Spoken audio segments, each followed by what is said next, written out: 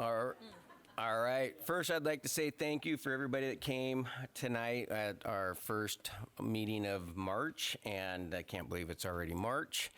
But we're here, and tonight is always a fun one with Student of the Month and Employee of the Month. So I am going to call this meeting to order. I need to recognize that Director Farnsworth will not be attending. She is not feeling well tonight, so she will be on via Zoom. And we will start this meeting with the flag salute. Jake, will you lead us? Yes. I pledge allegiance to the flag of the United States of America and to the republic for which it stands, one nation, under God, indivisible, with liberty and justice for all. Okay, are there any changes or additions to the agenda? There are not. All right, can I get a motion to approve the consent agenda? I move that we approve the consent agenda as written. Second. All in favor, say aye. Aye. Opposed, same call. Motion carries. That will take us to public comment. We have no public comment tonight. All right, with no public comment, we will move to the superintendent's report. Okay, well, as always, it is my honor to welcome Nathan Kim to the podium.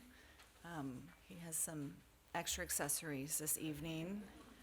And I'd like to say it's from, skydiving or something really exciting, but it was ice skating. Yes, I was ice skating at a Red Cross fundraiser.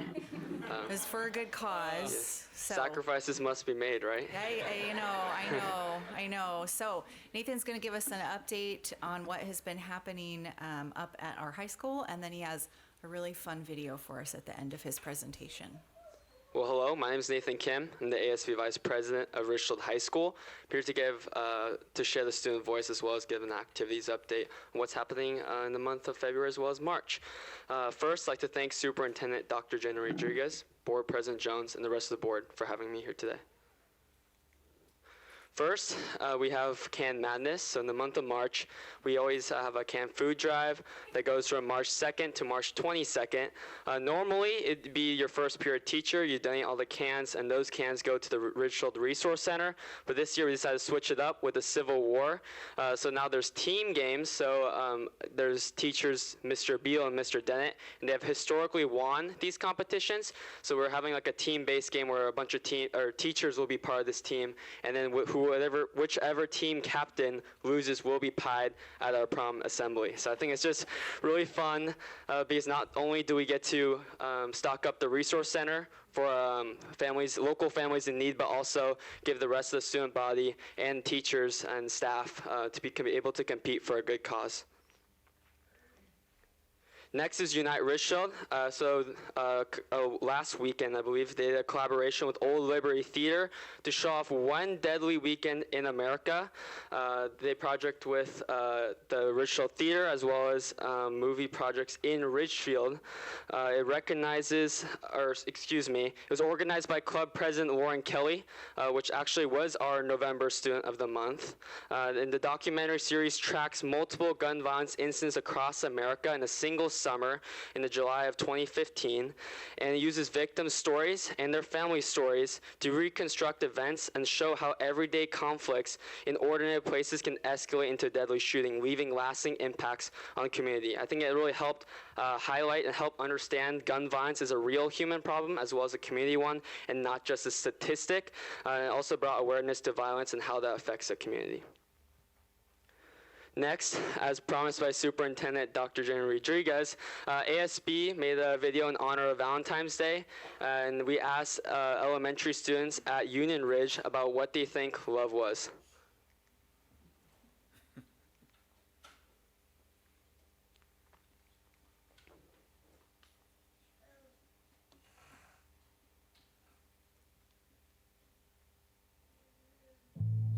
Okay, Henry, what is love?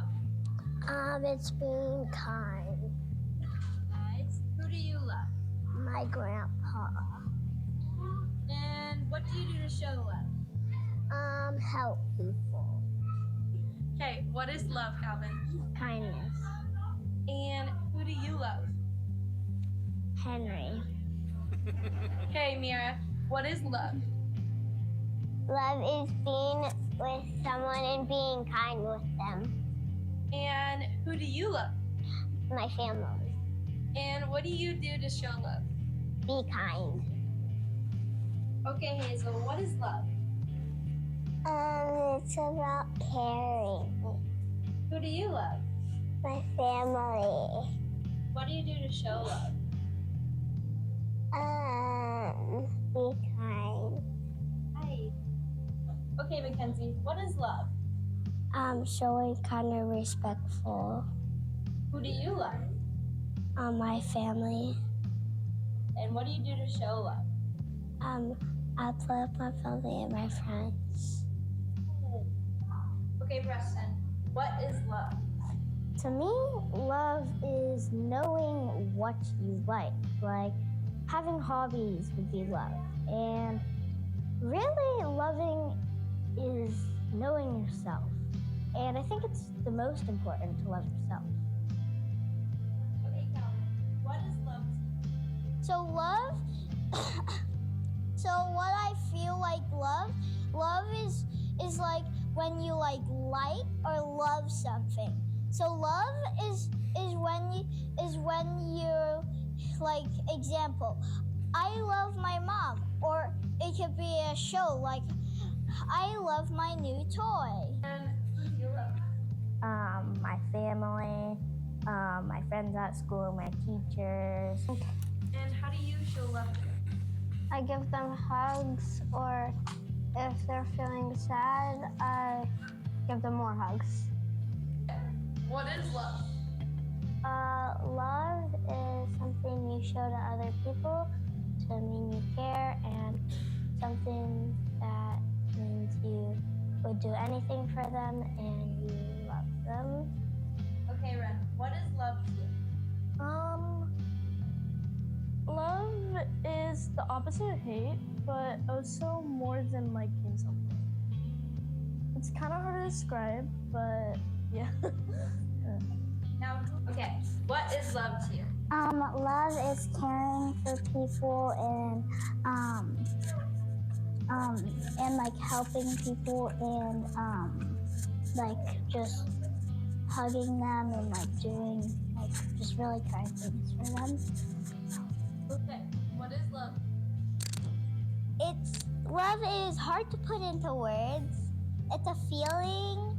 I'm not really sure how to describe it though. What do you do to show love?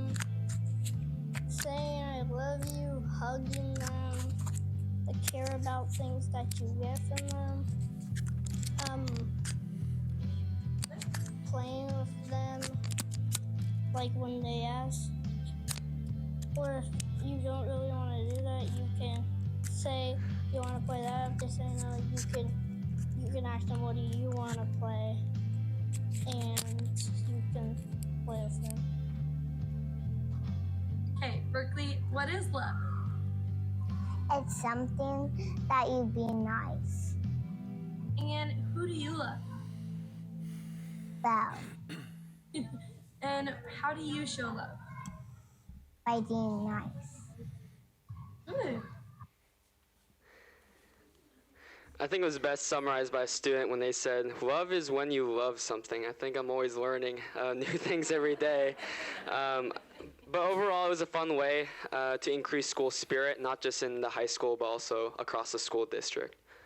That is it for the month of February as well as March. Does the board have any questions for me?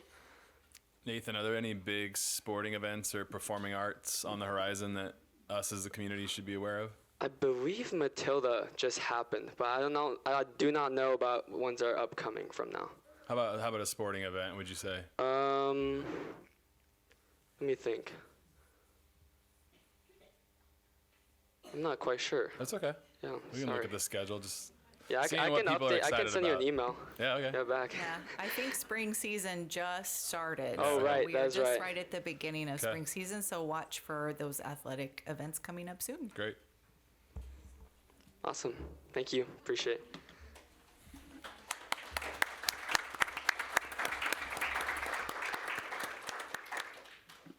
Okay, and next up, we're going to move on to our Students of the Month, and we're starting with a student from View Ridge from February.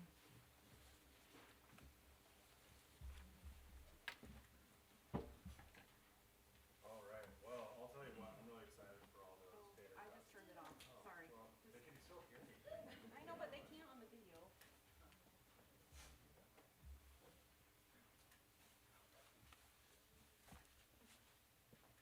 Are they not coming back on? Okay, we can back them.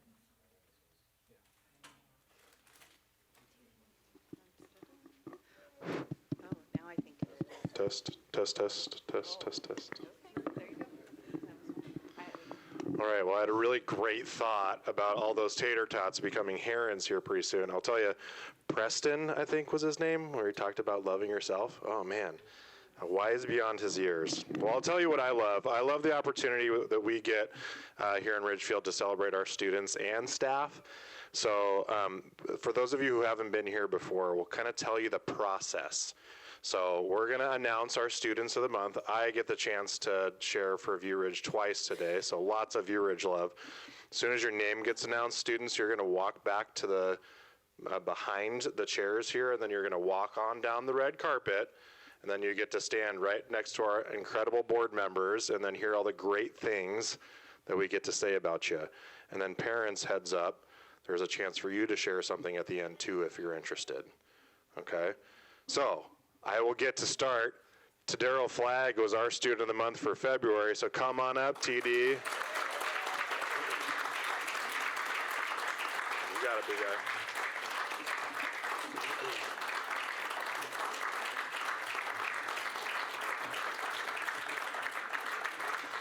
Yeah, buddy. Go ahead and go stand next to him, TD.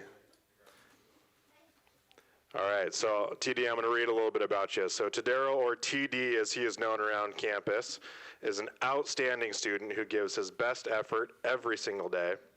He consistently shares thoughtful ideas, advocates for himself, and lifts up others through his kindness and his leadership. TD is respectful to staff, dedicated to his learning, and a positive presence in every single classroom. He shows incredible grit and perseverance, never backing down from a challenge, and is always willing to try again if something doesn't go his way. In STEM, TD truly shines. He is driven to improve, strives for excellence, and refuses to settle for good enough. TD is also an exceptional teammate. His peers describe him as kind, supportive, and always ready to lend a helping hand. He consistently demonstrates outstanding sportsmanship, a positive attitude, and a strong work ethic that inspires those around him. Teachers and students alike were super happy and really proud to see you, TD, getting nominated as our Student of the Month, so congratulations.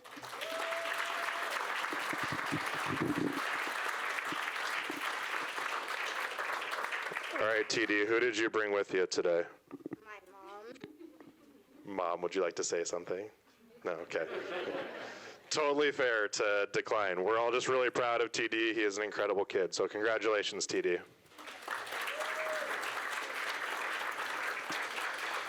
TD, you can walk back to your seat now, okay? All right, I think up next is going to be Ridgefield High School. And JT. All right, good evening. Thank you, Ian. I'm Jeremy Tortora, the principal at the high school, and now we're moving into the March Student of the Month, and so same thing for ours. I'm going to introduce right now. Here she goes, ready to go, Gracie Hutchinson. That's how we do it. All right. So Ridgefield High School is honored to recognize Gracie Hutchinson as our March Student of the Month. Gracie is an exceptional student whose curiosity and dedication set her apart. As an AP Scholar with a 4.0 GPA, and by the way, an AP Scholar means you have to score and pass how many tests? Do you know what it is, Gracie? I don't know what the number is. I know I've passed 3. It's 3. It is 3. So you have to score and pass at least 3 AP exams already, and she's still got more to come. So that's quite a feat. I just want to say what that is. 4.0 GPA, Gracie approaches learning with intention, consistently asking thoughtful questions, seeking deeper understanding, and pushing herself to grow. Her teachers describe her as inquisitive, kind, genuinely invested in both her learning and the world around her. Gracie is also a vital part of Ridgefield's high school theater program as a member of the Thespians Honor Society. She brings energy and passion to every production, both on stage and behind the scenes. Whether performing, playing guitar, or engaging with music in as a creative outlet, Gracie embraces opportunities to express herself. Beyond academics and theater, Gracie is known for her positive spirit and inclusivity. She values the guidance of her older sisters and encourages others to communicate openly and advocate for themselves. Gracie plans to study physics next year after high school, and with her enthusiasm for learning and growth, there's no doubt she will continue to make a meaningful impact. Congratulations, Gracie, on a well-deserved honor.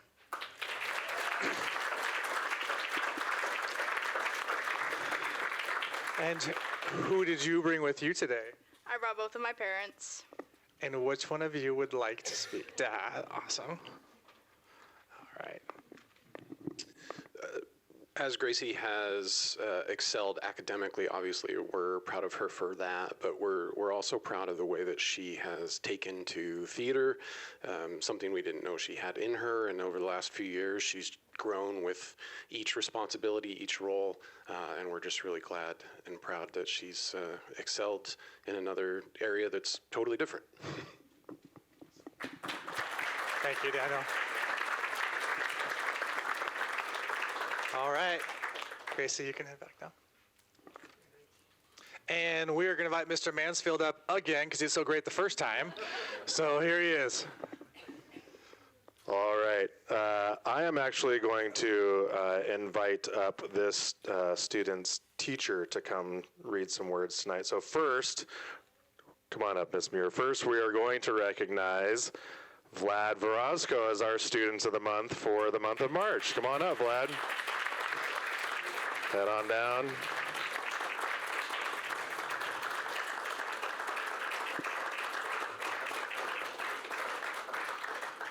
Before I invite Ms. Muir up, because I can't do celebrating Vlad justice, I will tell you, I think it was probably the loudest round of applause we've ever gotten at one of our Student of the Month assemblies when Vlad's name was announced.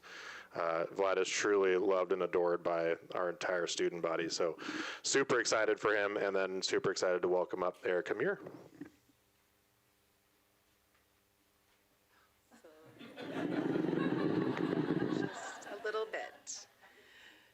Vlad is a kind, motivated, and helpful student who truly embodies what it means to be a leader.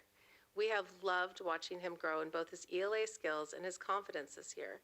His leadership and eager participation have made a positive impact in class every day. Every class. Vlad consistently brings a positive attitude to school. He's attentive, works to the best of his ability, and is always willing to lend a helping hand to his classmates. He is kind, empathetic, and enjoys collaborating with his peers. His enthusiasm and love of learning make him a joy to have in class. Vlad works hard in every subject and is always striving to improve. In math, he has shown tremendous dedication to gaining understanding and proficiency. If there were awards for hardest working and most improved, Vlad would earn them both. He asks thoughtful questions, stays engaged, and takes responsibility for his own learning. We are so proud of you, Vlad, and cannot think of a more deserving student for this recognition.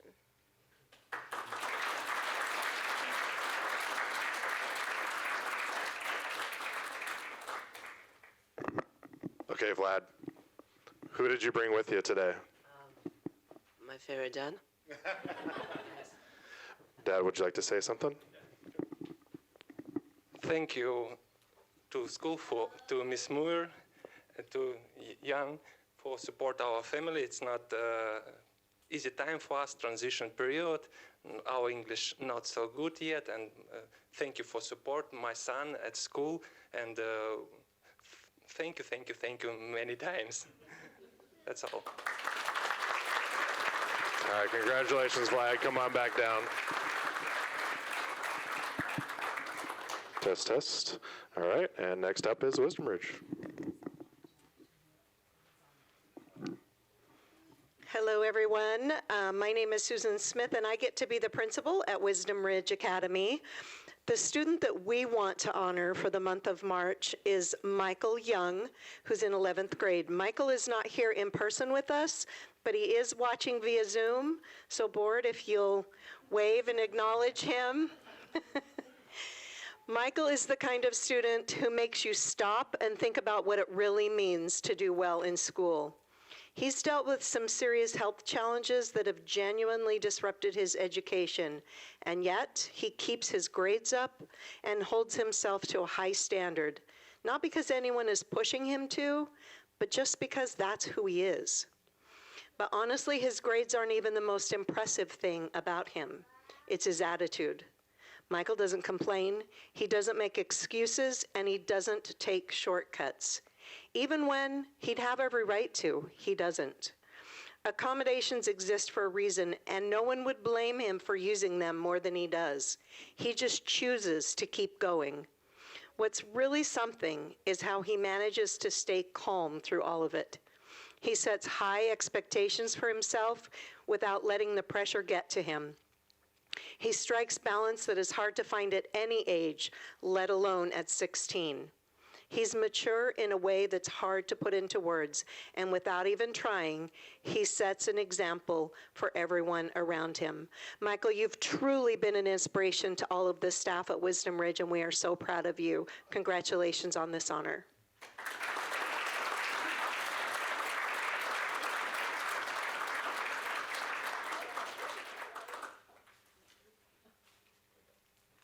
Next up is Mr. Graves.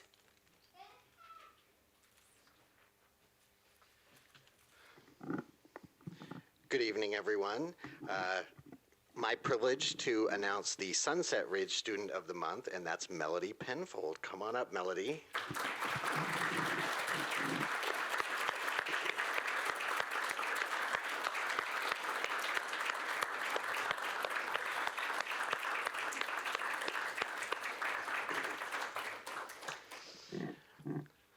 All right, Melody, this is what Sunset Ridge has to say about you, or Mel, as she goes by at school. Mel consistently demonstrates what it means to be a dedicated and determined learner. While school does not always come easy for her, she approaches everyday challenges with perseverance and a strong work ethic. She is committed to her growth, asks thoughtful questions, and puts forth her best effort in all that she does. Her resilience and determination to improve each day truly sets her apart. In addition to her academic efforts, she is a kind and respectful member of our school community. She comes to school with a positive attitude and a smile, bringing warmth and encouragement to those around her. She is an outstanding friend who is supportive, patient, and always willing to lend a helping hand. Her classmates know that they can count on her to be encouraging and considerate. She exemplifies the character, integrity, and pride that defines what it means to be a Sunset Ridge Coyote. Though her hard work, positivity, and commitment to excellence, and positivity, commitment to excellence, she serves as a wonderful role model for others. We're super proud to have you as our Sunset Ridge Coyote of the Month.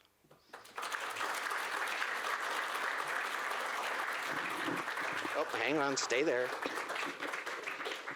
Who'd you bring with you? Half my family, I think. Do you want to introduce them?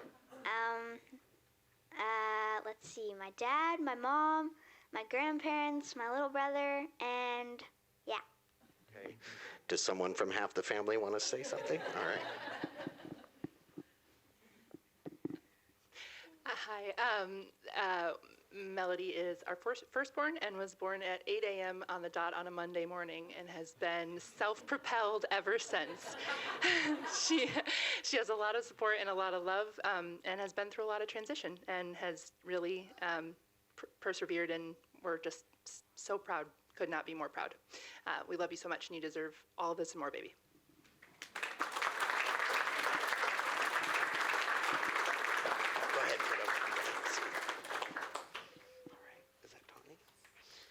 All right. Tawny's up next. Good evening. I'm Tawny Malone. I'm the principal at Southridge, but I have the honor of introducing the Tot of the Month for Principal Gobb, who could not be here tonight. So For Union Ridge Elementary, Madison Hubbard is our Student of the Month.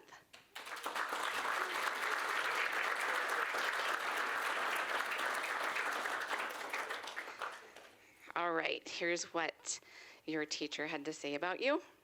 Madison Hubbard is just awesome.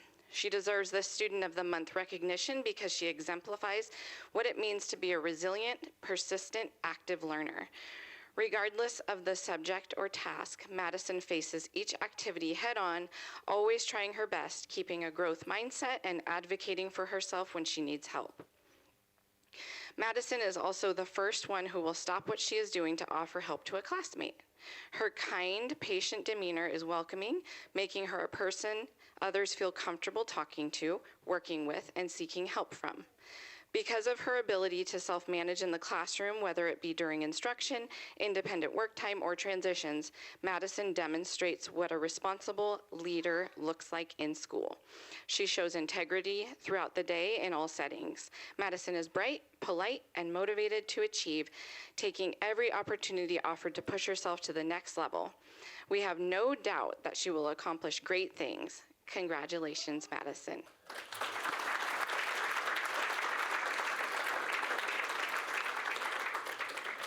Who'd you bring with you this evening? My parents and brother. Who would like to say something on Madison's behalf? We are so proud of you, Madison, and she is the same kind, sweet-hearted person at school that she is at home, and we just love that she is coming out of her shell and has such supportive teachers and friends, so we're proud of you.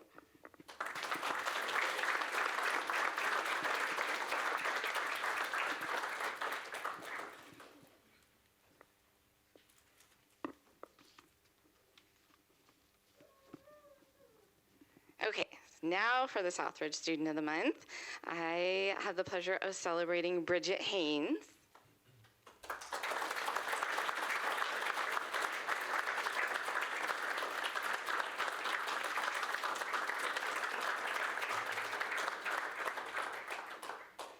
All right, Bridget, this is what your teacher had to say about you.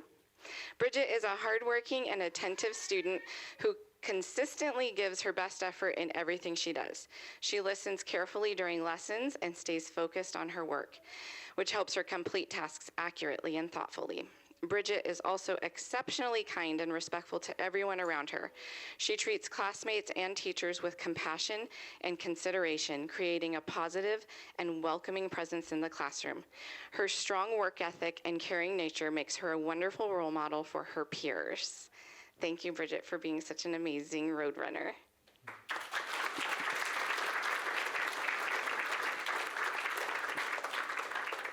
Who'd you bring with you tonight? My dad and my grandpa. Would Dad or Grandpa like to say something? We are just so thankful for our school board members and her wonderful teacher, Miss Strain, for nominating her for this. And something to say about Bridget, she's always the most fun-loving kid I've ever met. She's got 3 older siblings that have always been really large individuals comparative to everybody else. And what Bridget lacks in size, she makes up in spirit 100%, and she will always win, no matter what. So thank you so much. We're so appreciative of this, and yeah, thank you so much.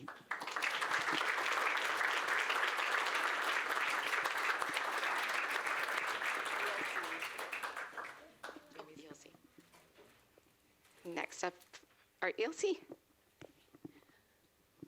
Hi, I'm Jamie Heim with the Early Learning Center, and I am so happy to introduce our Student of the Month, who is Madden Brandt. Madden, come on down.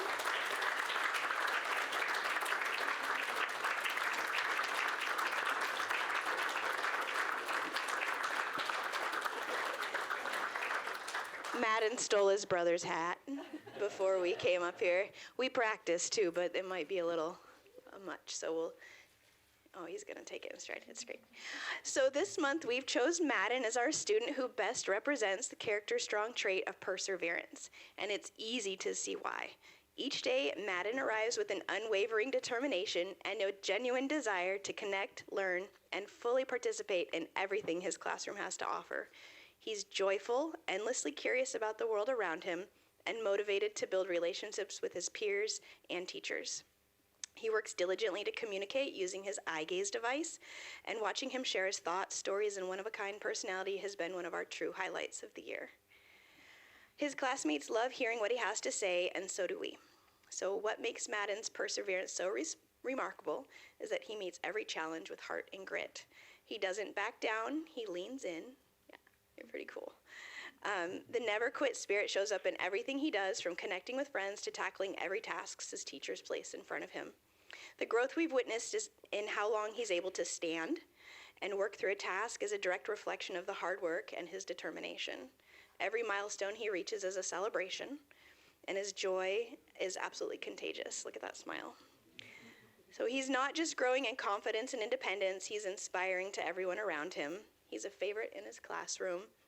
The kids flock to him, and we are incredibly proud of everything he's accomplished. We can't wait to see what you do next. Good job, Madden.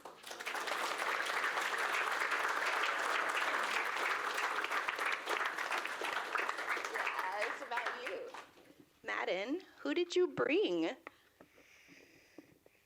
Mama, and Daddy, and brother, and Grandma and Grandpa. Yeah. Would anyone like to say something on behalf of Madam? Yeah, do you want to say something? Are you excited? You're excited. I know the mic's different. Mom. Okay, perfect. We're just excited that Madden gets to share his joy with everybody because he brings us so much joy. But also, we've seen so much growth from Madden since he started preschool last year in February. And so it's been a full year now that we've seen him in school, and it's been amazing to see how much he's grown, how much more he's talking with us at home. And so we're just really grateful for the school, for the teachers and the aides helping him and progress and grow. So thank you.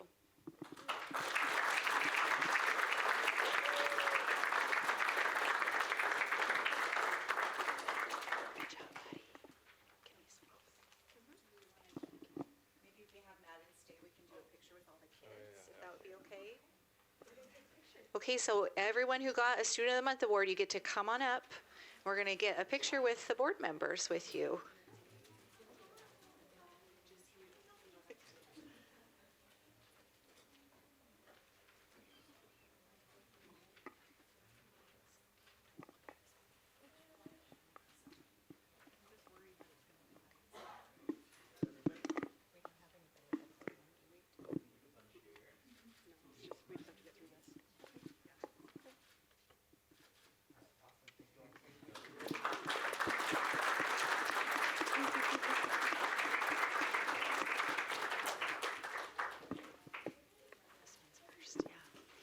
Okay, we still have a few more people to celebrate, and you also get to go to the back and walk the red carpet. So up first, one of our Employees of the Month is Tyler Friedman.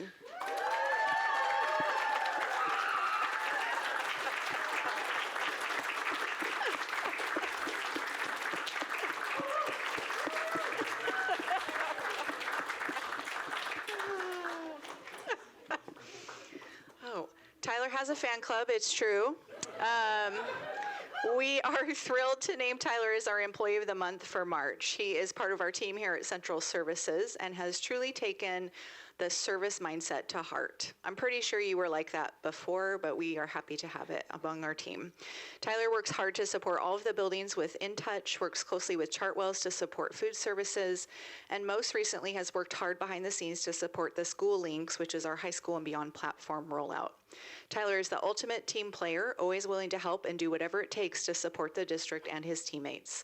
Thank you, Tyler, for your relentless hard work and support in creating the systems that keep us moving forward. We are so lucky to have you.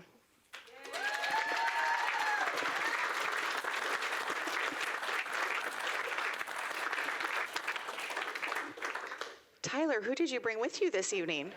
I brought my partner Brenda, and then like my entire work fam is here. So. Who wants to speak? Do you want to speak? Who wants to speak for Tyler? Fun fact, we hired Tyler 5 years ago tomorrow, and he actually replaced me when I first started doing something different, but you are amazing. Like, there are not enough words in the dictionary to describe you, but you are awesome, and we are so grateful for you.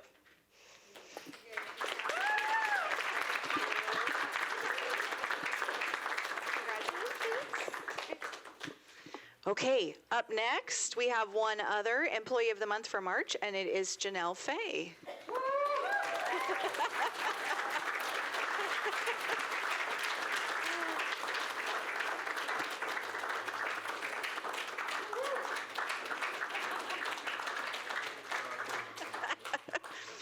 Ms. Fay also has a fan club, I hear, so that's very exciting. Janelle is a tireless advocate for her students, the staff, and the building. She works hard to make our school a better place, whether it's by building lasting relationships with her students and other staff, helping her teammates, advocating at the building leadership team meetings, or any other thing that she takes care of during the day. She's truly an exemplary educator, and she is just plain awesome. And I hear we get to congratulate you on a new role next year as our View Ridge Middle School librarian.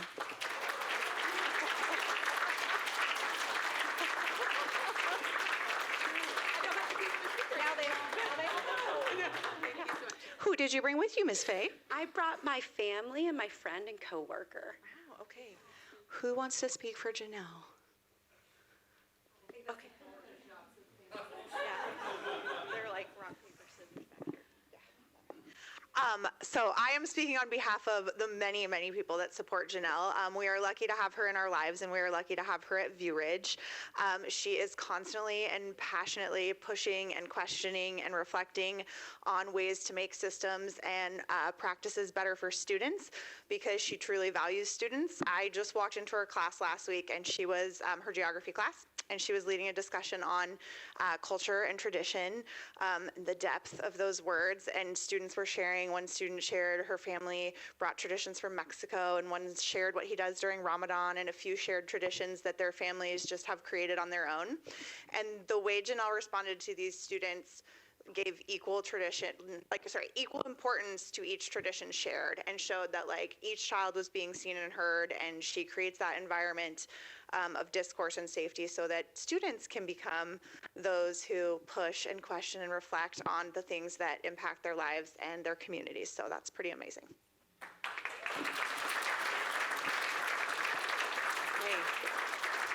Okay, get to come back up.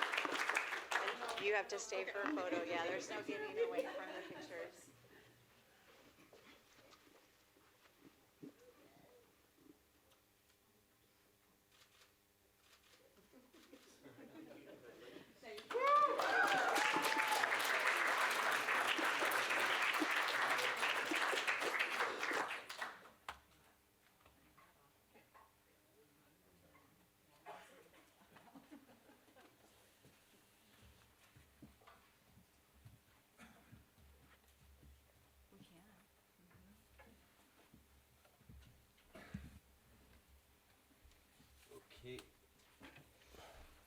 All right, we will take about a 5-minute recess. Just if somebody needs to go home and get dinner ready, that would be fine. We will continue with the superintendent's report after the 5-minute recess, but you're free to stay and you're free to go.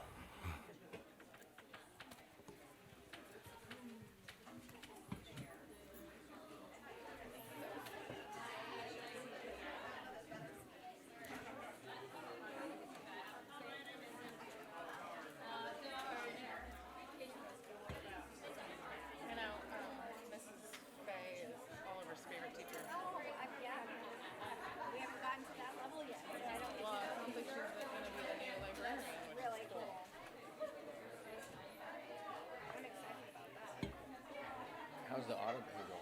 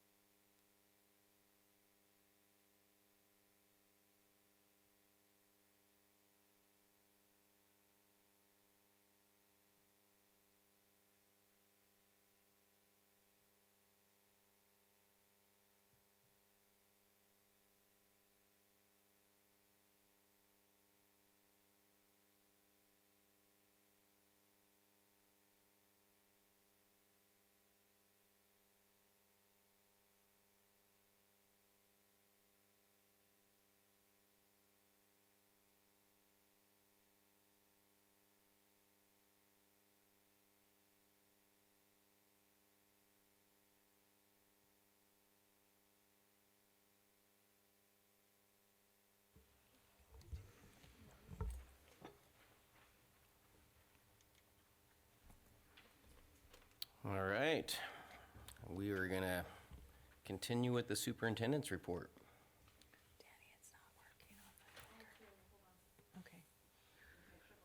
Okay. There we go. Okay, thank you. All right. Well, thank you for those of you that stuck around in person or online.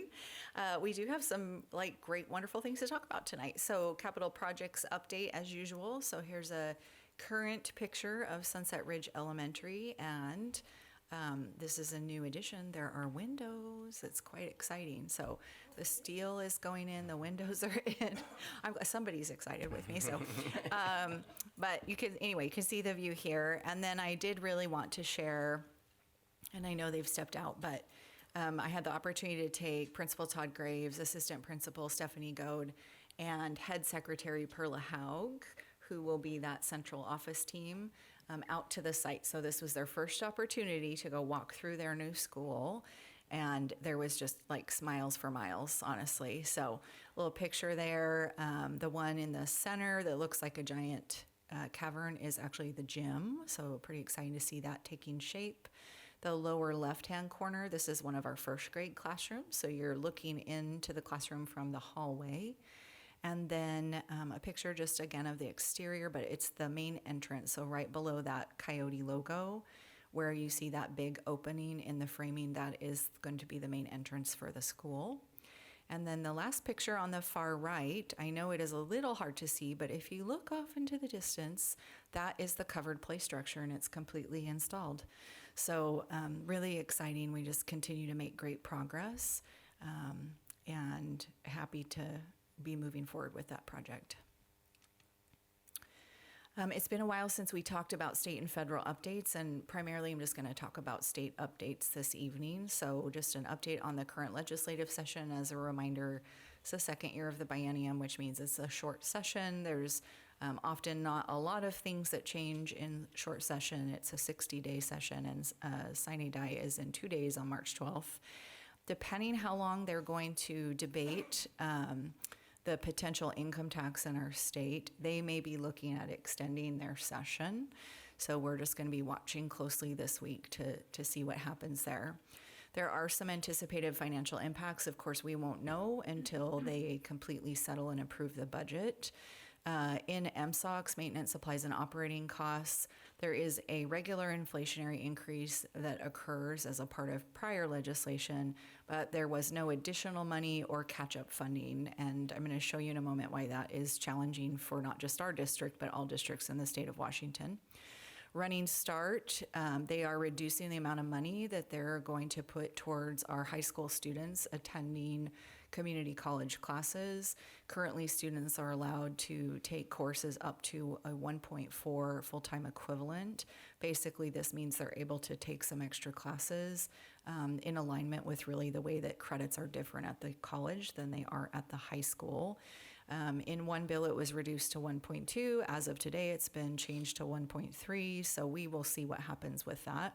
There is currently language in the bill that says that that reduction would expire in the 28-29 school year if and only if the millionaire's tax bill stands, which is what everyone is not so affectionately probably calling the income tax bill.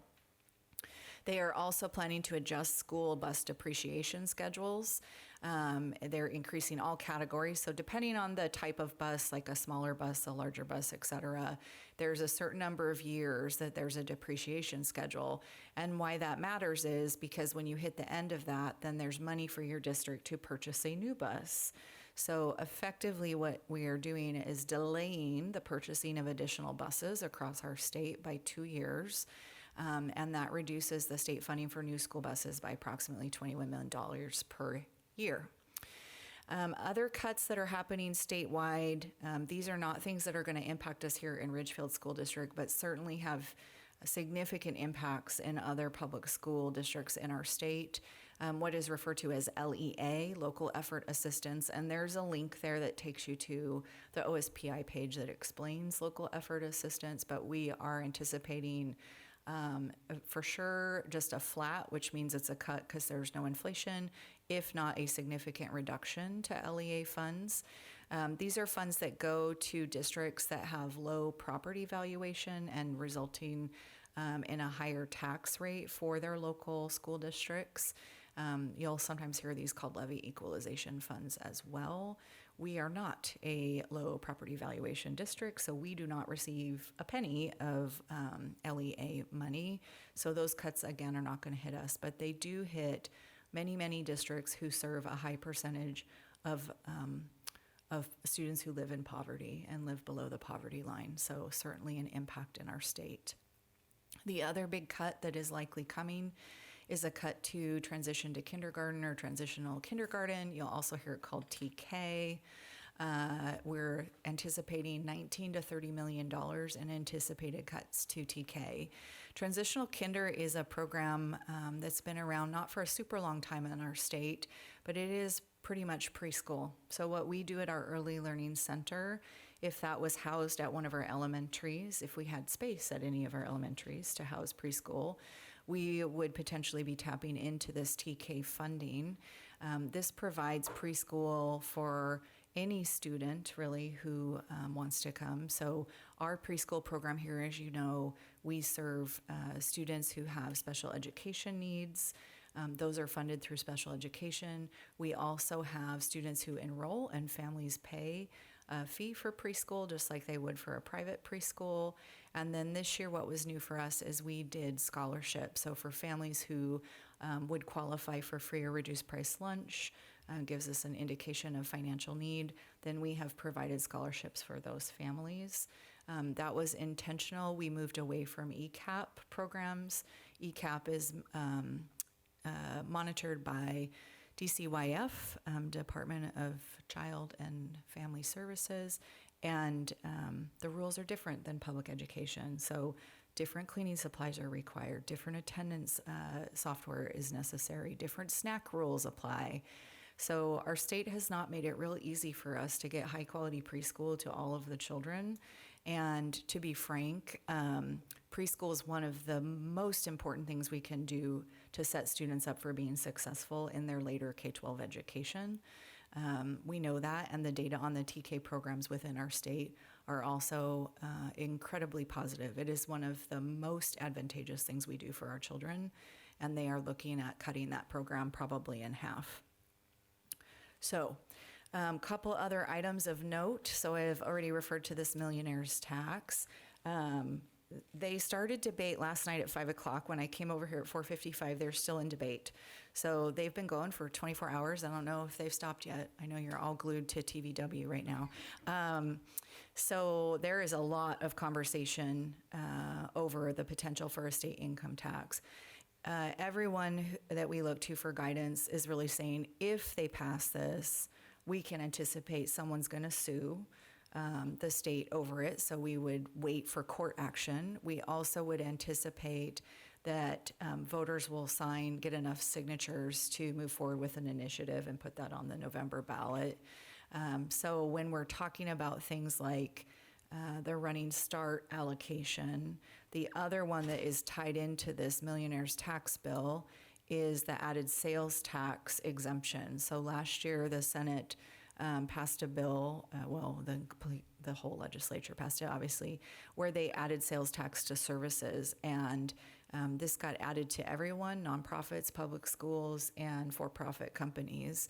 And I don't think that was the intended outcome. So there's been a lot of discussion this year about what to do. And while it wasn't the intended outcome, the state also wants the sales tax dollars to make their budget work. So we're anticipating that we will get to return to an exempt status. It is currently written into the millionaire's tax bill. It potentially could end up in a different bill, but not knowing the outcome of that bill could impact whether we see relief from that sales tax that got tacked on to services for us this year. I also just wanted to take a few minutes, because we're talking about impacts to Washington State public education, and just do a quick refresher for the board and for our community around public school funding. And there is not likely a lot to be done right now, but now is really the time to educate yourself about how public school is funded. so that you can be a participant next year in the long session. It's the first year of the biennium, and there is often more opportunity for changes to occur. So the graphic on the left, I just wanted to share with you, it's representing for you, the red is the portion of our state budget that is going to K-12 public education. The yellow is going to other state programs. And the pie has increased. So this is what's a little bit fascinating is there is a lot more money in our operating budget as a state in the last 5 years than there was back in 2019. But the percentage of our state budget that goes to public education continues to decrease. And if we looked at it dollar for dollar, you would see that we're not losing dollars. The challenge and the problem, of course, is that everything costs more than it used to. So the graphic on the right shows you inflation-adjusted K-12 spending and funding per student. This is for our state as a whole. So it does, as you know, vary district by district depending on things like levies and property taxes and all of that. But you can see here we continue to go up from 13-14. We hit COVID, and then it flattens for a tiny, tiny bit. And really that is because of a huge influx of federal dollars with COVID relief funds. And then you can see it is now trending down. So we are spending less per student today than we did even just 5 years ago when adjusting for inflation. We've talked about some of these particular issues before, but again, just want this to be really transparent for our community and for our state. Special education is severely underfunded. The funding gap in our state alone from 22-23, and it just continues to get worse, was $529.8 million or 19%. So basically 1/5 of the cost of providing special education services to our students who need them has to be funded on the backs of our local taxpayers. This is basic education. Special education students are general education students, and our state has real clear call out in our Constitution around the paramount duty to provide ample state funding for general education. So we really are not following our state constitution in regard to special education funding. And just to give you a little bit of a glimpse, like, well, what does that mean for Ridgefield? The graph on the right is showing you the last 3 fiscal years. The blue is how much money we got. The orange is how much it cost. And this is not extravagant. This is not every child gets their own classroom and their own computer and their own teacher and their own aide and like someone who picks them up in a limousine and brings them to school. This is just basic education services. And you can see that we continue to go further and further into the red, which it's gray, but I should probably make that red at the bottom. I also wanted to just touch base because we already talked a little bit about MSOCs, materials, supplies, and operating costs. You can see here the 3-year trend over the last 3 fiscal years for Ridgefield School District as well. We're shrinking that gap, not so much because they're providing more money, but because I keep telling people no. And we continue to look at where are there positions that we could not backfill when people leave. So we're reducing staff through attrition. We've cut a lot of travel. We rolled our curriculum adoptions later to save money. And so you can see, you know, we're saving there, but we're still in the red in terms of state funding. The other one that I share with you, because Paula McCoy, our business manager, would want me to, is substitutes and the cost of substitute teachers. So again, you can see the shortfall. It's basically about $1 million a year that we do not receive funding for in order to pay our substitute teachers. This is because our state mandates, we provide 12 sick days for our certificated staff every school year, basically a day per month, but we are only funded for 4 days of substitutes for each of those individuals. Most people, you know, don't get sick a lot, or they, you know, they make it to work. I will say in the first few years of teaching, often people get sick a lot as they're building up their immunity to children and the germs of school. And then, of course, there's other circumstances individuals may need to actually utilize all of those sick days. But again, while we have to give the sick days, we don't get the funding from the state to cover the substitutes if teachers are using those days. For classified staff, we receive $0 for substitutes, and the absenteeism rate of our classified staff is higher than that of our certificated staff. So this is what you'll hear me not affectionately call an unfunded mandate. The state demands we give leave, which absolutely people deserve to have, and then does not provide the funding in order for us to have substitutes. And unlike perhaps other kinds of businesses, when we have a room full of second graders and someone's out sick, they can't just carry on without their teacher. We have to have an adult there for the safety of the students. Just a quick update for you on levies. So again, so grateful to our community for supporting not just our EP&O levy renewal last year, but also our capital levy that is making that new school possible. But this is the map of levies across our state for the last year. This goes from April 2025 to February 2026. That's considered a full year of the levy election results. So this doesn't include us because we were in February of 2025. You can see here all of the school districts across our state that ran a levy in the last year, the kind of green teal color, those passed. The yellow passed one but failed another. So those would be places where they may have ran, like us, an EP&O renewal and a capital levy. And then the red districts, it simply failed. And then the ones that are just kind of white or beige there, those are districts that did not run levies like our own. So obviously we know from the local news how difficult it can be when a local levy fails.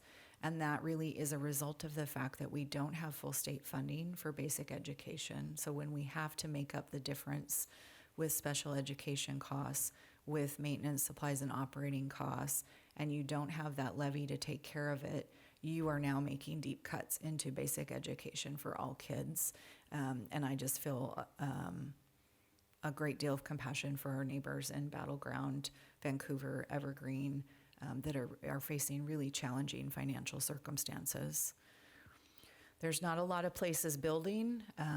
We've talked about this before, but it's part of the story as well of Washington state funding for public schools and that school construction.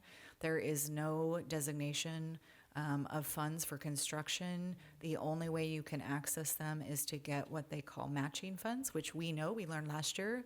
That's a misnomer. They don't really match our dollars.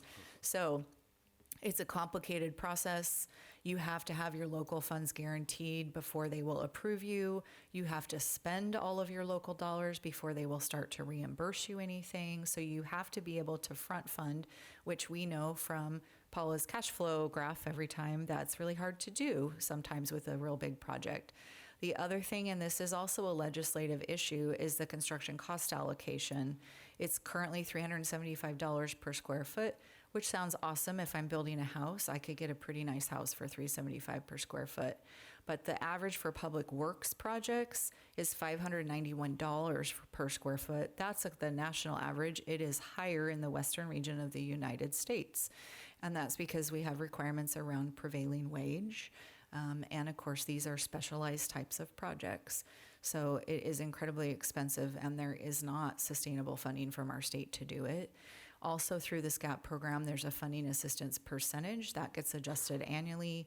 For our current Sunset Elementary, the rate is 65%. So they pay 65% of the cost at the rate that is substantially below what it actually costs to build a school. This bonds graphic, I just think is really telling. So 2021, we all remember what was happening in 2021. Nobody ran a bond in 2021. Not a shock there. But if you take a look, 2015 to 2019, in that 5-year span, there were about 200 school bonds run across our state, and half of them, 51% of them, passed. So that's great. We're making traction and getting buildings built and getting repairs done. The following 5 years, 2020 to 2024, we ran about half as many, 102 school bonds, and only 25% passed. So it's just getting harder and harder to fund school construction under the way that our state funds school construction. This is my last cheery slide for you, is around district insolvency. So if you hear this term binding conditions, just want everyone to be aware of what that means. It basically means the school district can't honor their obligations. It means they cannot make payroll. In regular people land, we'd call this bankruptcy. Since 2023, as the COVID funding is gone, so that really masked the problems in our state funding system for a couple of years. But as that funding dried up, people are starting to drive off of a fiscal cliff. We've had 9 districts in our state that have entered binding conditions in the last couple years, and only 2 have managed to exit. And so this is, I think, a helpful graphic just to kind of see how OSPI gets involved. When you get into that financially insolvent place, they will tell us what to do locally. So it doesn't really match up to local control. And at the same time, of course, we need to make sure that districts are in a stable condition. We are very lucky to be in a really strong position financially in our district. But again, like you saw with the MSOC, it is because we're making really tough choices and cutting back in places in an effort to maintain that fund balance in alignment with our board policy of 7%. Okay, and staffing update. Actually, yeah, these are more cheery. Positions filled. So last time I was with you a couple weeks ago, we talked about all the jobs that we had posted for. And I wanted to share with you the applicants. Some of this is a factor of the fact that we are stable financially, not just that not a lot of jobs are available, but also I think we are getting people whose jobs are not in jeopardy, but they're looking at Ridgefield as like, that seems like a really stable place to work, a really nice place to work. So we're getting a lot of applicants for our positions.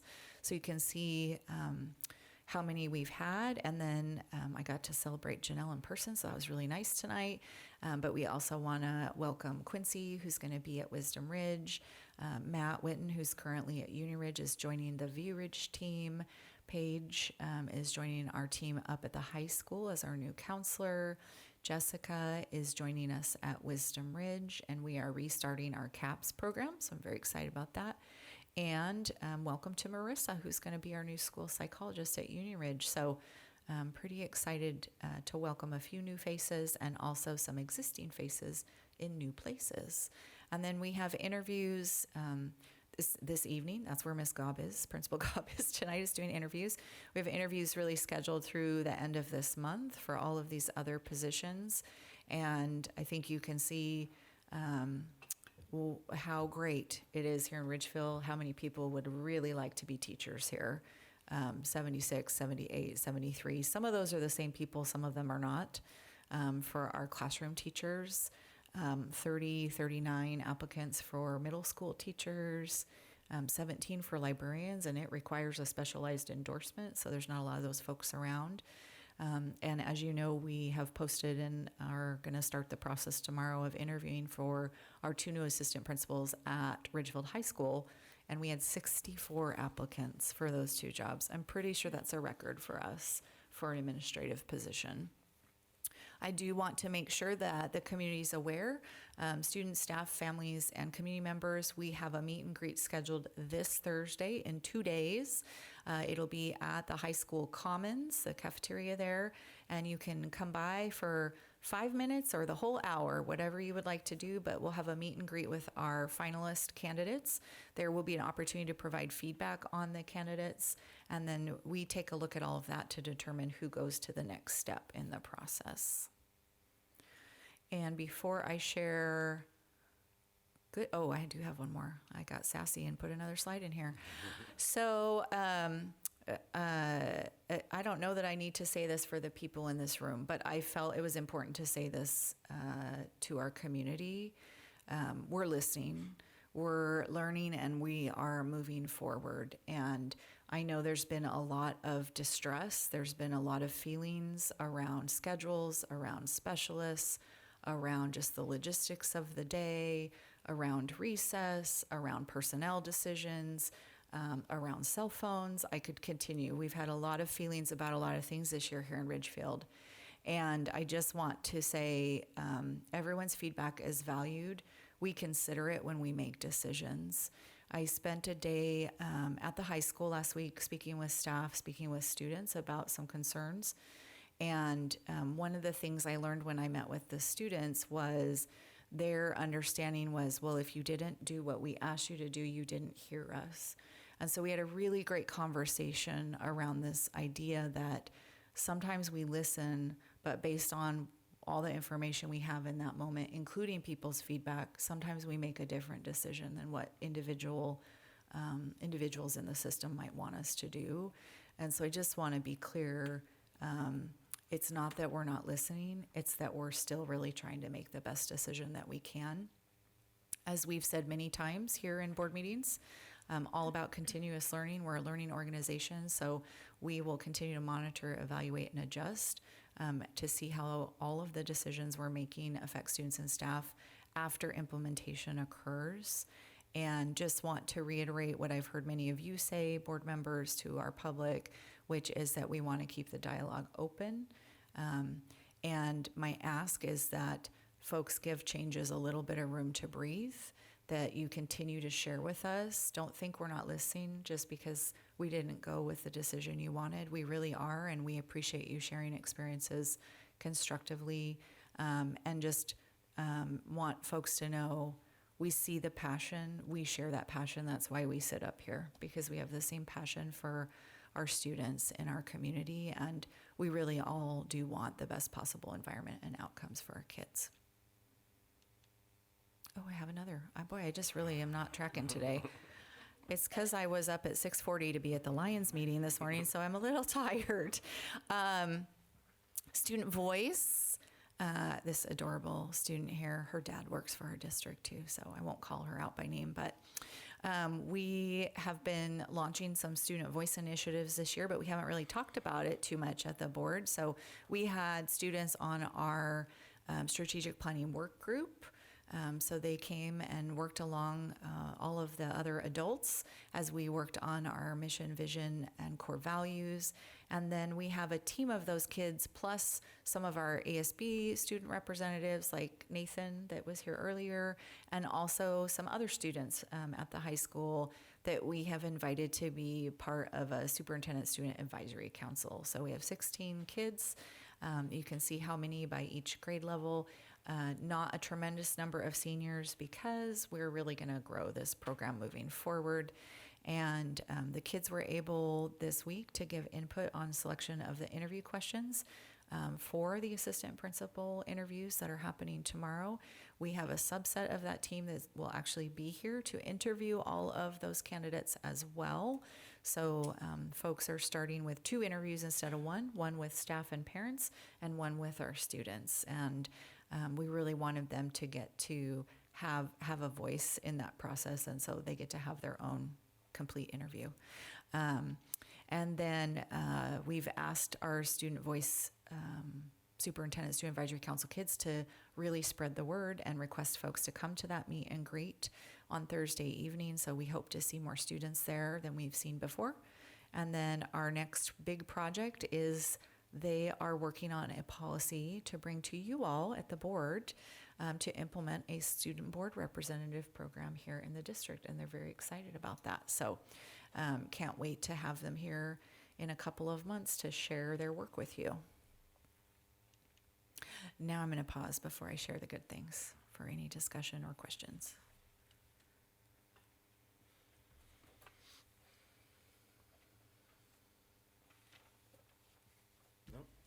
I'll just comment that I'm really excited to see the student advisory council piece moving forward, and that they're creating the policy to bring to us. That's like the most exciting thing I think I've heard in a really long time. And I'm really looking forward to meeting them and hearing their policy and how they envision that for the district.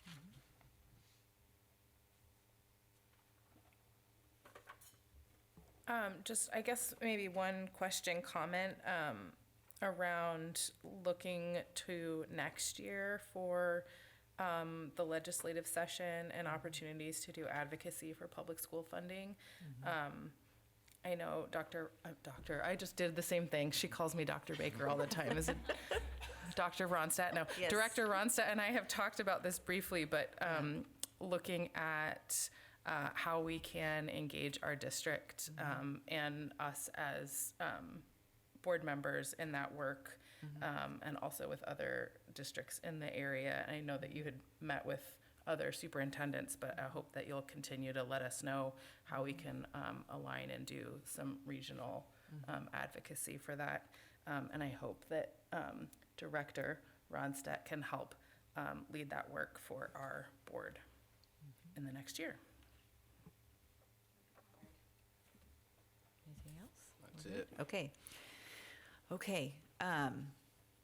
Couple of good things. There's actually so many good things. I know these start out with like one thing, and then it's like, now I just can't not tell you about all of them. So some really fun pictures. We had our district-wide PD Professional Development Day on Friday, March 27th, and this was our first opportunity to have all of our 26-27 elementary teachers together and administrators together. So we went, all the elementary folks, we went and took over the high school. JT graciously let us do that. And then our high school team went across the street to our middle school, and they partnered together for professional learning. So it's just a really great day for us to demonstrate our commitment to collaboration, and that collaboration extends beyond just the walls of the school where we work. So it's pretty exciting.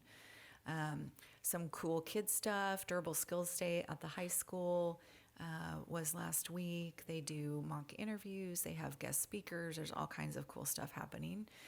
We had our all-district choir concert last week, which is always amazing. The picture at the bottom, all these people in black, were celebrating Principal Mansfield's birthday. You can guess what number he might be turning or turned. And we'd like to thank Principal Mansfield's wife for the adorable buttons with the pictures of Ian Mansfield's middle school face that were handed out to all the staff and students that day. It's fantastic. So shout out to you. And also just wanted to share, we launched a little bit ago our new district-wide high school course guidebook. So we've shifted away from one guidebook for the high school, something different for Wisdom Ridge, and again, in the sense of collaboration, working towards a high school guidebook across the whole system that's inclusive of all of our high school programs that are available. And just wanted to make sure that families and students know that's available, and you can get on there and read about all the classes that are offered, the different pathways. So it is linked in the slides, and it's available as well. It's been out in our weekly newsletter a few times too. But wait, there's more. There's that adorable little guy I got to read to our Student of the Month from the ELC last week. It's pretty exciting. So we had Read Across America Week. I got to go read to the preschoolers. Among other people got to do that too. We got to observe and cheer on a book character parade. They paraded through our offices, which was so fun, twice in the last week, with literacy-themed activities happening in their classrooms. And then they even also got to take a walking field trip down to the public library in downtown. So big thank you to the library for hosting our little learners, to our staff and our volunteers for making that field trip possible. The kids had an absolutely great time. And one more for you. It is Ridgefield Youth Arts Month, as we talked about last time. So it has launched. And as we mentioned at the last board meeting, Missoula Children's Theater was back by popular demand. This year they put on a performance of Cinderella. We had 55 Ridgefield students that participated, from kindergarten up through 8th graders. And there were 2 matinee performances on Saturday, and we packed the pack with over 400 tickets sold, which is pretty amazing. And we have a very short little video clip for you.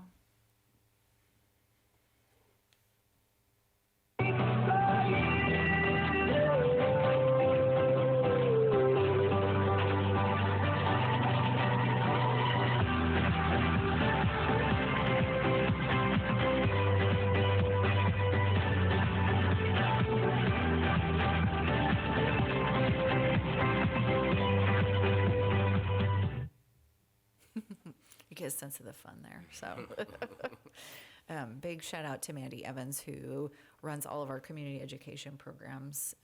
She manages all of these things and all of these people and the volunteers and the teachers and everything, just does a phenomenal job for our community. And with that, turn it back over to the board. All right, thank you for that. It's always nice to hear something good. Board communication, Jake. I had a really successful community exchange 2 weeks ago. Good attendance for Ryan and I's sake. Several attendees. We had a couple parents, couple of our RHS teachers there to talk about some of the relevant topics we've been discussing over the last couple weeks, but just reminded me what good adult civil conversation dialogue looks like, and I applaud those that choose to show up to my time or to my other director's time and just come have conversations and be open-minded. So I continue to encourage our community to engage in that and take us up on our offerings because they're there, and if it doesn't work to come to one of our times, pretty sure if you reach out to us, we'll make some time to connect. So that was encouraging. I'll have some dates for the rest of the spring shortly for my next couple gatherings. Thursday, I will be at the meet and greet. I've really enjoyed this form that we've done for principal hiring. I think it's really effective, and it gives our buildings and our parents and everybody really good insights to who we're looking at as candidates for really important roles. We're completely behind JT and building out an amazing team for him, and so it's exciting, and I hope to see a lot of people there. A lot of people are passionate about where our leaders are in this district, and I think it's a great chance to be a part of that. So I will be there as I try to at all of these, and hope many will join us. And lastly, I'll give a shout out to Tyler. Congrats on Employee of the Month. We as directors get more access to certain central services employees than others, and Tyler's one that's always there to support us. And as Dr. Rodriguez shared, such a great team player. You always bring amazing energy and spirit, and you're just always here. You're everywhere, and as a board, I just would speak on behalf of all of us and just say thank you for everything you do to support our work, and just most of all the bright, positive energy you bring to your job every day. It's very much noticed, and congrats on that. And that's all I have. All right, thank you. Amanda. Yes. Congratulations to all the students and Tyler and Janelle, who won those Employee of the Month. That was really fun to celebrate with everyone this month. I was one of those lucky ticket holders that got to see the play, and it's just always such a treat. It's such a phenomenal job that they do in 1 week to put on the youth arts, the Missoula Children's Theater play. I also got to participate in the kickoff fun run for Youth Arts Month, the color run, for my first time, and what a blast. And we have so many, that was just like a highlight, but it kind of just reminded me of how many people we have in this community that are just so passionate and so willing to give of their time and volunteer. So many community groups and just so many individuals, and it's really beautiful when you see that in action. And we had a birthday principal who was there spraying everybody with their color. It was really fun. Kind of in that same vein, I didn't get to attend the Durable Skills Day this event, but I heard that I just wanted to do a shout out to our former mayor, Don Stoss, who in a pinch came through and did a presentation, and he exemplifies the spirit that we have in this community of just standing up and volunteering wherever you can. And there's so many people like that, but he is one of those that just, you ask him to do something, and I'm pretty sure he said, "You betcha."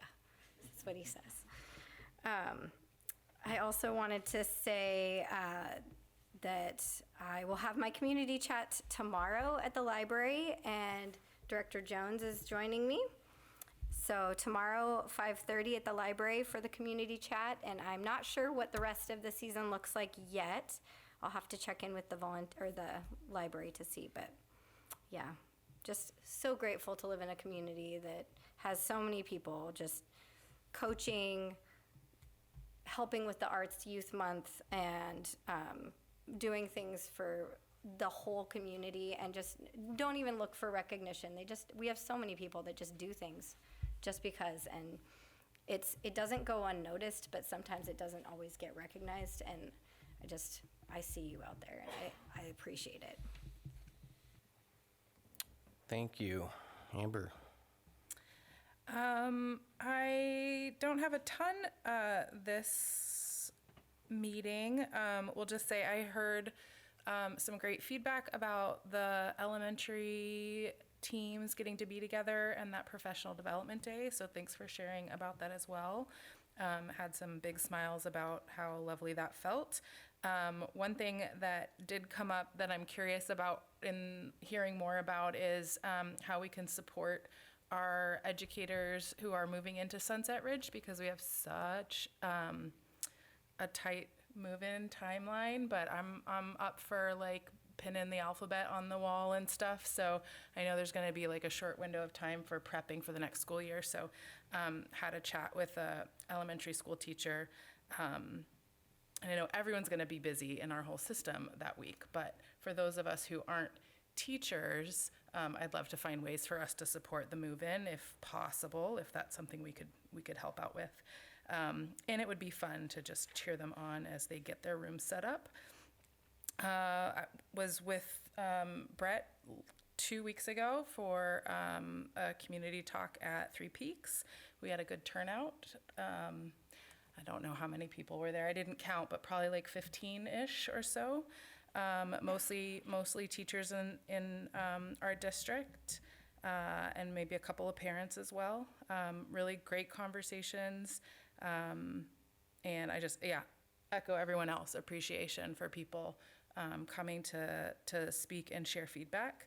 And I think most of my board involvement in the last couple of weeks has been just connecting with people and responding to questions and concerns.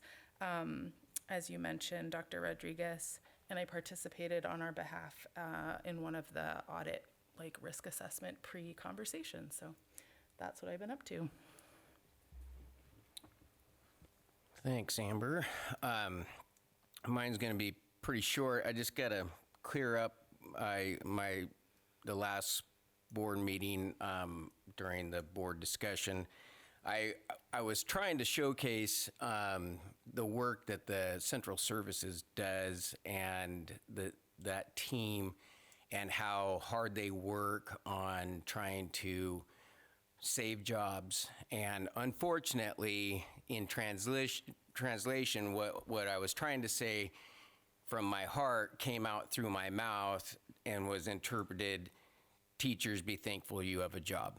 So that was not my intention. My intention was to really showcase how hard people in behind the scenes work every day to make sure that this is a good place to work and that we do appreciate people and all the things, the contributions to this district. And so that was my intention, and I apologize if it didn't come out that way. So that's my piece. With that, we will go into old business. Okay. So moving into old business, the first one is item 8A, approving revised board policy number 2108, Learning Assistance Program. We brought this to you at the last board meeting for a first read. Again, it is just updating in alignment with the WASDA model policies, and in this case, removing some COVID era language. We recommend approval of the policy at this time. I move that we approve board policy number 2108, Learning Assistance Program, as presented. Second. Any discussions? All in favor, say aye. Aye. Aye. Aye. Aye. Opposed, same call. None heard. Motion carries. Thank you. Moving on to item 8B, approve revised board policy number 5011, sexual harassment of district staff prohibited. Again, this is bringing the policy current with WASDA updates to the model policy that were recently published. It includes revisions that update the non-discrimination statement and include the protected classes in the state of Washington. We recommend approval. I move that we approve the revised board policy number 5011, sexual harassment of district staff prohibited, as presented. I second. Any discussion? All in favor, say aye. Aye. Aye. Opposed? Same call. Motion carries. Thank you. That talks us to 8C, approve revised board policy number 6220, bid or request for proposal requirements. WASDA has recently updated this policy to match new federally defined levels for bid thresholds, and the proposed changes align to that model policy.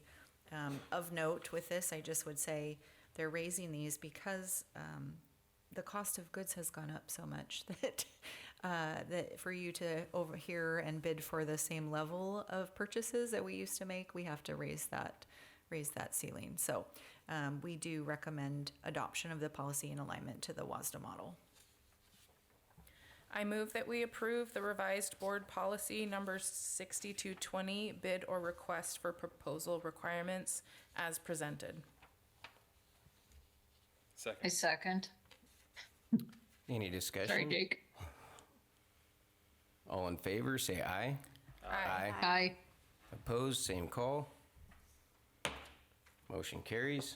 Okay, that takes us to new business, and as we continue to update our policies and procedures to get them up to date, we have 3 more for you this week. So the first one is first read of revised board policy number 2106, program compliance. Again, this is just to update the policy with the current WASDA model policy. Happy to answer any questions about that one. Hearing none, I'm going to move on to item 9B, first read of revised board policy number 2140, comprehensive school counseling policy. And you can see this one has very similar updates. Again, this is based on changes made to the WASDA model policy. So we'll bring that one back as well at the next board meeting for adoption. And the last one for first read this evening, item 9C, is revised board policy number 5010, discrimination-free workplace. Again, just continuing to update these. The 3 that we're bringing you were recently just updated by WASDA, and this one in particular was renamed and updated from non-discrimination and affirmative action to the new title, discrimination-free workplace. The name change was to help distinguish this policy from other like-named policies relating to discrimination and make clear our obligations as a district under WAC 392-190-0592. So again, we'll bring this one back to you, but happy to answer any questions if there are any. And I don't hear any. Okay. All right. Thank you for that. With that, we do have executive session tonight.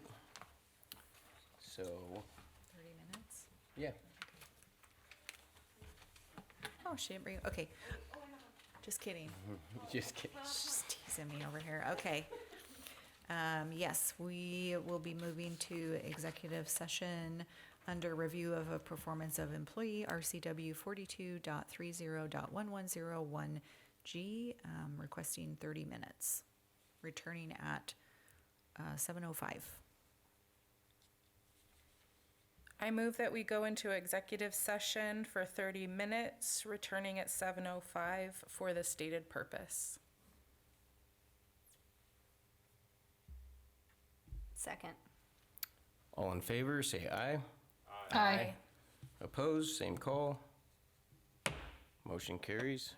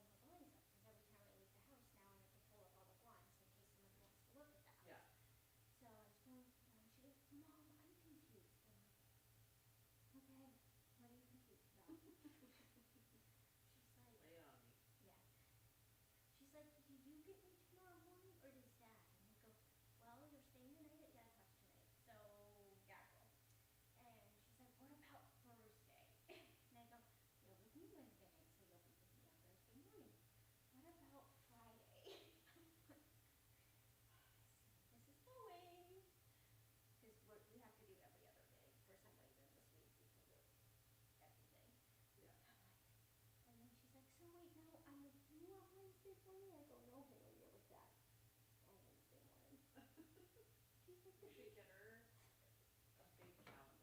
Yeah. For both houses. Yeah, that's a good, yeah. And then just like, you don't even have to like write on it, just color code it. Yeah. Like, right, like one color for dad, one color for mom. And then That's a good idea. that might help her. Give her tools to be more, independent. Yes. Not independent, but I know. like self-sufficient. Self-sufficient, I guess. yeah. Right. Like, I'm gonna make Luke have a lollipop this year. Oh, right. Because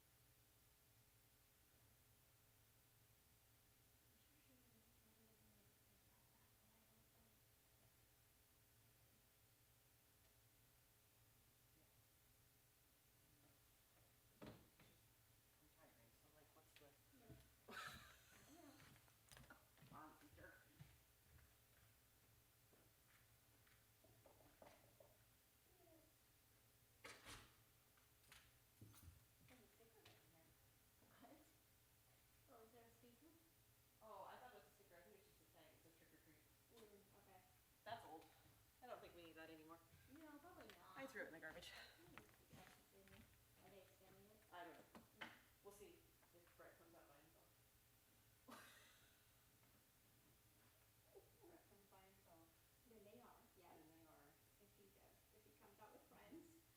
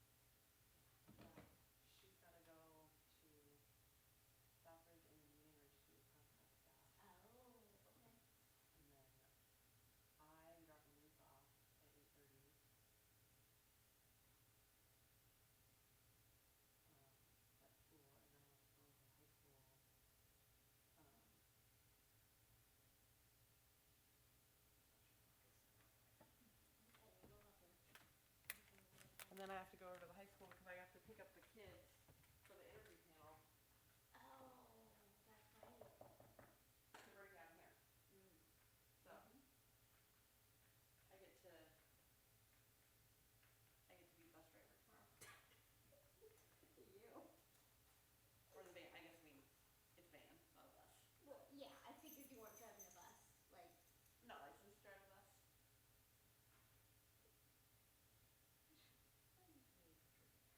although I don't want to see you drive a bus, so, you know. I think I'd be a great bus driver. I'm sure you would be. You wouldn't put up with any trouble on your bus. No. Like, Y'all better sit down and shape up.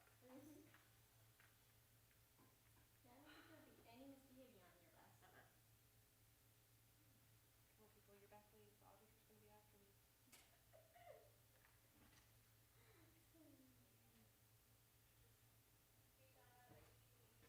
We're done. I'm always like, is it just Brett? Is it everybody? Who's coming out? Hold on. Okay, we are out of executive session. There was no action taken. We are adjourned.